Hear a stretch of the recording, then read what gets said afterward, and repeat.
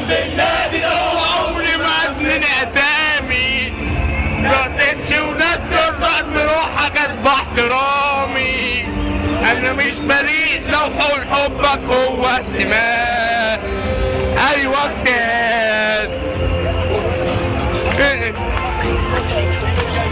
فرحة جمهور الزمالك النهارده غير عادية، فرحة جمهور الزمالك النهارده معروفة، احنا بنعرف نحتفل، غيرنا ما بيعرفش يحتفل، تحب تقول ايه؟ ولله الحمد ولله الحمد، أحسن جمهور في مصر وفي أفريقيا بيعرف يحتفل. الحمد لله. احنا دايما مطمع، دايما تقليد للجميع.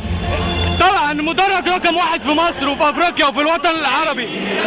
تأكيد وبفرح مع من تاني ويوميها بتبقى الدنيا بالفرحة والسعادة.